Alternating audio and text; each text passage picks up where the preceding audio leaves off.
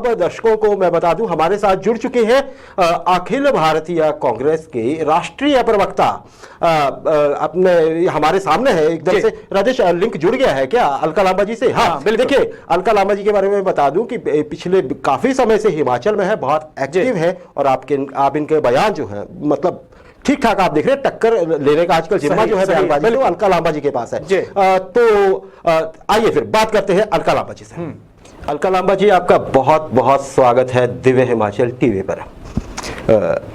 मेरा आपसे सवाल, सीधा, बिजी बहुत है इस समय। हाँ जी, तो मैं सीधे प्रश्न पे आना चाहूंगा। राजेश शर्मा जी मेरे साथ हैं। मैडम, मेरा पहला सवाल, हिमाचल में कांग्रेस के टिकट फाइनल होने में इतना समय क्यों लग रहा है? बिल्कुल समय नहीं लग रहा है। मैं आपको भरोसा दिला रही हूं, भाजपा से पहले भारतीय राष्ट्रीय कांग्रेस की सूची आएगी, और शायद आपसे बात करते करते अनिल जी सूची आ भी जाए तो बड़ी बात नहीं है। क्या बात है, बहुत बढ़िया। बिल्कुल अलका लांबा जी, कांग्रेस ने इस बार दबाव बहुत बनाया हुआ है सरकार के ऊपर, क्योंकि हर मुद्दे पे बहुत सारे ऐसे मसले उछाले जा रहे हैं प्रदेश के, बहुत सारी ऐसी चीजें हैं। आपकी नजर में 3 कौन से बड़े अहम मुद्दे हैं इन चुनावों को लेकर कांग्रेस के? राजेश जी, आप लोग हिमाचल के हैं, आपने डबल इंजन की सरकार का कार्यकाल 5 साल में देखा।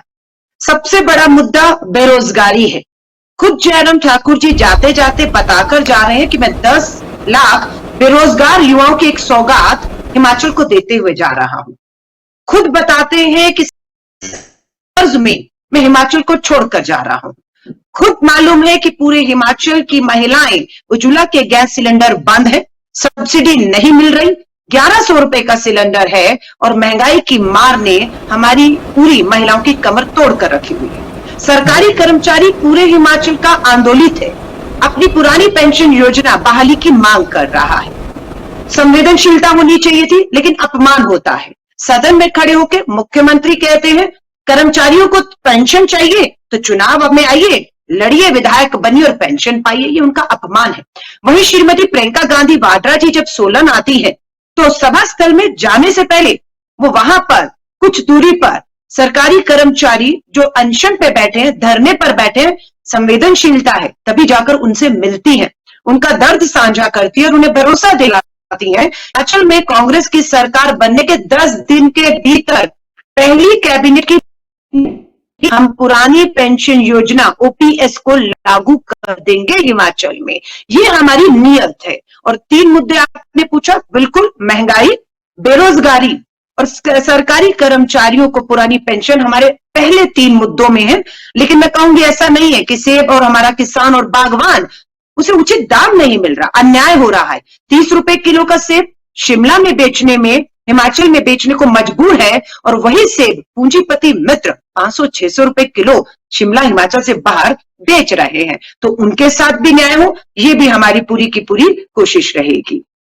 इसने होमवर्क बहुत जबरदस्त किया इस बार। नहीं, होमवर्क तो हिमाचल की जनता करके बैठी हुई है कि रिवाज नहीं, सरकार बदलनी है। बहुत ज्यादा उनके साथ धोखा हुआ। जुमलेबाजी, हमारे गृह मंत्री जी अमित शाह जी कल सिरमौर थे, मैं भी सिरमौर गई, रेणुका जी विधानसभा में एक भारी जनसभा की। वहां पर क्या है, हाटी समुदाय, आप उनके साथ जुमलेबाजी कर रहे हैं। कैबिनेट में सिर्फ एक नोट आ जाता है मात्र चुनाव से कुछ दिन पहले कि हाटी समुदाय को उनका एसटी का जो है वो दर्जा दिया जाएगा। नियत होती 5 साल कम नहीं थे।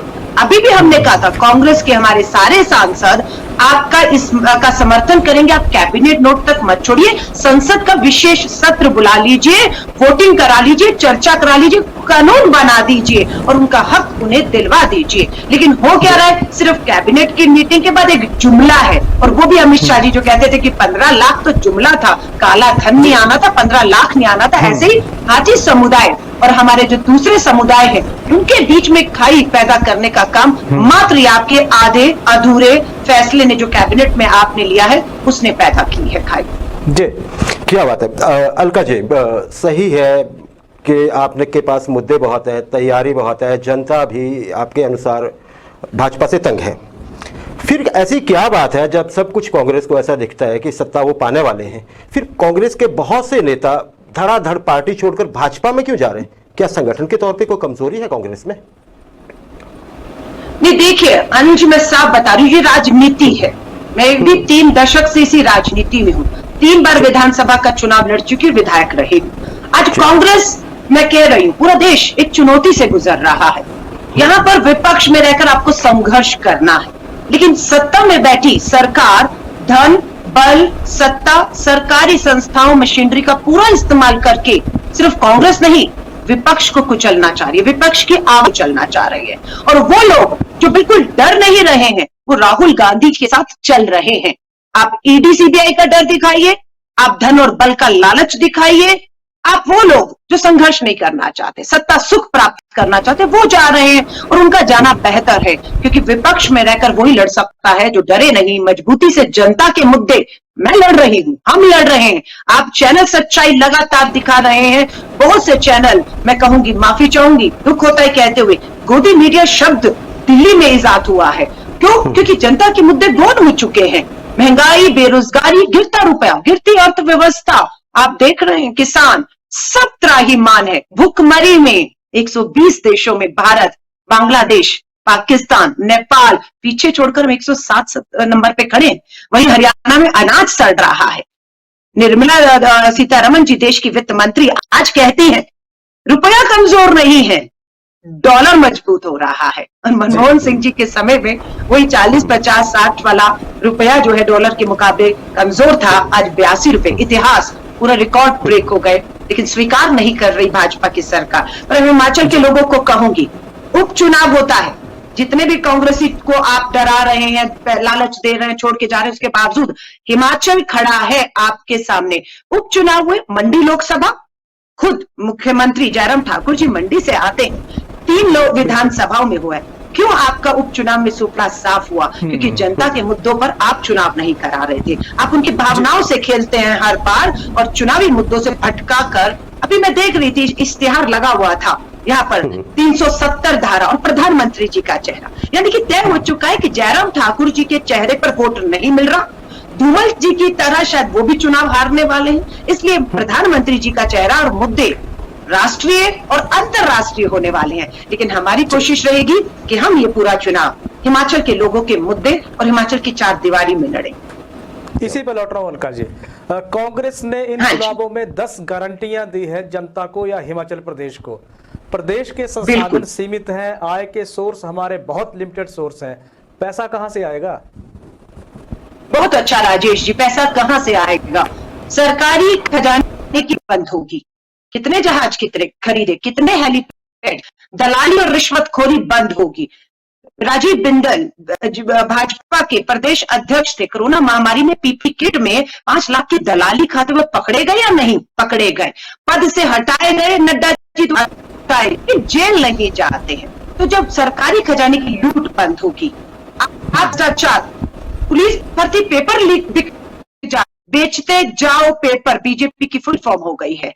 ये भ्रष्टाचार जब खत्म होगा, सरकारी खजाने की लूट खत्म होगी, और जो आपका रेवेन्यू है, मैं फिर कह रही हूं, सेब का व्यापारी यहाँ पर और बहुत से चीजों का जो रेवेन्यू है वो ईमानदारी से सरकारी खजाने में आएगा, तो खजाने की कोई कमी नहीं है। आप हिमाचल का इतिहास उठा के देखिएगा, इसमें कांग्रेस के मुख्यमंत्री रहे और भाजपा की भी रहे, लेकिन पिछले 5 साल से पहले पूरे शासनकाल में कभी इतना कर्ज हिमाचल पे नहीं था जितना कर्ज मात्र पिछले 5 साल में जयराम ठाकुर जी की सरकार के दौरान हुआ है, दुगना हुआ है। अगर 30-35 हजार करोड़ भी कर्ज सारे मुख्यमंत्री भाजपा हमारे मिलाकर भी छोड़कर गए थे, तो आज 70,000 करोड़ का कर्ज है, मात्र 5 दुगना कर दिया आपने। और अभी भी आपने देखा, अमृत महोत्सव के नाम पर सरकारी खजाने पर पार्टी का प्रचार और प्रसार हो रहा था, खजाने की लूट हो रही थी। ये तो हमने चुनाव आयोग से निवेदन किया कि आप तुरंत अगर आचार संहिता नहीं लगाएंगे तो ये सरकारी खजाने की लूट यूं ही जारी रहेंगी। हमें खुशी है, चुनावों की तारीखों की घोषणा हुई। ब्लूप्रिंट कांग्रेस का तैयार है मसले को लेकर। मैं आपसे कह रही हूँ, कांग्रेस पूरी तरह से, हमारा एक एक कार्यकर्ता तैयार है। हम पहला फेज कामयाबी से प्रियंका गांधी जी की सोलन रैली से पूरा कर चुके हैं। दूसरा फेज उम्मीदवारों की सूची का है, जो अभी शायद आपसे बात करते करते ही आ जाए। उस दूसरे फेज के बाद हमारा बूथ का कार्यकर्ता, हर बूथ पर लगभग 60 के करीब बूथ है, 55 लाख मतदाता है, उसमें युवा, महिलाएं, बुजुर्ग भी हैं, और हम पूरी मुस्तैदी के साथ इस चुनाव को लड़ने के लिए तैयार बैठे। दूसरी तरफ भाजपा को है कि कांग्रेस की लिस्ट आई, जिसकी टिकट कटेगी उनको वो देने के लिए तैयार बैठे हैं, क्योंकि आज भाजपा के पास उम्मीदवारों का भी टोटा पड़ गया है कि अगर चेहरे दोहराए तो हार निश्चित है उनकी। जी अलका जी, बहुत बढ़िया। आज जैसे कांग्रेस का दावा है हिमाचल में कि हम सत्ता में वापस आ रहे हैं, मुख्यमंत्री कौन होगा? देखिए, क्योंकि दावेदार बहुत है। एक आपका जवाब ये होता है कि बाद में तय करेंगे सभी विधायक बैठ। लेकिन आपको क्या लगता नहीं है कि कांग्रेस में जो फिलहाल जो स्थितियां हैं बनी हुई, देखिए वो इसलिए भी ज्यादा है कि वहां पे कुछ बड़े नेता ये चाह रहे हैं कि इनके लिए ये मौका है मुख्यमंत्री बनने का? नहीं, देखिए, ये तो स्वाभाविक है, चुनाव होगा, विधायक चुनेंगे, विधायक दल अपना मुख्यमंत्री चुनेगा, और ये अधिकार हिमाचल के लोगों का है, छीनना नहीं चाहती हूँ। अगर मैं दिव्य हिमाचल की बात करूं, आप लोगों की भी बात करूं, आपके भी सर्वे चल रहे हैं, कौन सबसे प्रिय लोकप्रिय चेहरा है कांग्रेस का, कौन रेस में है करके जो है, किसको कितनी सीटें मिल रही हैं। और मैं कह रही हूं, मुझे दिल्ली के मीडिया से ज्यादा विश्वास यहाँ के हिमाचल के स्थानीय मीडिया, क्योंकि सच्चाई रखेंगे कि किस पार्टी का क्या है, मुद्दे क्या है, चेहरे क्या है। तो हमारी नजर दिव्य हिमाचल पे भी रहेगी कि आप कांग्रेस का सबसे ज्यादा लोकप्रिय चेहरा कौन सा पेश कर रहे हैं, लोग किसे वोट देकर जिताएंगे। क्योंकि आपने भाजपा में देखा, धूमल जी चेहरा थे लेकिन हार गए वहां पर। आपके उत्तराखंड में जो चेहरा थे धामी जी, बीजेपी का मुख्यमंत्री का, हार गए। तो ये मुख्यमंत्री जनता तय करेगी। बिल्कुल। अलका जी, भाजपा के कितने चेहरे कांग्रेस के संपर्क में है? क्योंकि पार्टी लगातार दावा कर रही है कि बहुत सारे बीजेपी के लीडर हमारे भी संपर्क में हैं। अनिल जी के क्वेश्चन को आगे बढ़ा रहा हूं मैं। नहीं, देखिए में फर्क है। भाजपा हमारे नेताओं को लगातार संपर्क कर रही है, और वो संपर्क सूत्र जो है वो बैठे हैं चंबा में हर्ष महाजन जी। उनको लाया इसलिए और बल देकर कि आप कांग्रेस को तोड़िए, और वो लगातार फोन कर रहे हैं। और इवन ठाकुर जी सो नहीं रहे, रात को उठ के फोन कर माइको को। मैं कहूंगी ये लोग तंत्र और तमाशा बंद करिए, अपनी हार को स्वीकार कर लीजिए कि आपके पास कांग्रेस को तोड़ कर आप जीते, मुद्दों से भटका कर आप जीतेंगे। तो मैं आपको श्राप करती हूँ, कांग्रेस की पहली सूची आ रही है। हमें भाजपा और दूसरों की सूची का इंतजार नहीं है कि जो टिकटें वहां नहीं मिलेंगी हम लाकर टिकटें दे देंगे। हमारी सूची सबसे पहले है, 57 सीटों के ऊपर तय हो चुका है, 11 के भी मंथन चल रहा है। कभी भी पूरी 68 की 68 है, अपने कांग्रेस के उम्मीदवारों की लिस्ट आ रही है। लेकिन भाजपा ये खेल मत करे। खुद उनके शांता कुमार जी कह चुके हैं, ये भाजपा जो राजनीति के अंदर खेल कर रही है, पार्टियों को तोड़ना, लोगों को तुरंत लाना और टिकटें देना, ये भाजपा को कमजोर करता है, शांता कुमार जी कह रहे हैं। और कांग्रेस अपने लोगों के साथ पूरी जो है मजबूती के साथ, मजबूत चेहरों के साथ हिमाचल के मुद्दों के साथ वाली है। जी जी अलका लावा जी, आपका बहुत धन्यवाद। हमें पता है आप बहुत व्यस्त है, और खासकर इन दिनों, और आज तो बहुत ज्यादा हमारी रिक्वेस्ट पे नहीं, मैं दिव्य हिमाचल का, अनिल जी आपका और राजेश शर्मा धन्यवाद करती हूँ कि आपने आज मुझे जो है हिमाचल की इस पहाड़ी, और हम पहाड़ी में, आप पहाड़ी हैं, मैं पहाड़ी नहीं हूँ, दिल्ली की हूँ, पर 3 महीने से आपकी पहाड़ियों में ही हूँ, तो हम पहाड़ी हो गए। इस सम्मान के लिए आपका दिव्य हिमाचल का धन्यवाद करती हूँ। बहुत धन्यवाद, बहुत बहुत धन्यवाद, बहुत धन्यवाद, थैंक यू।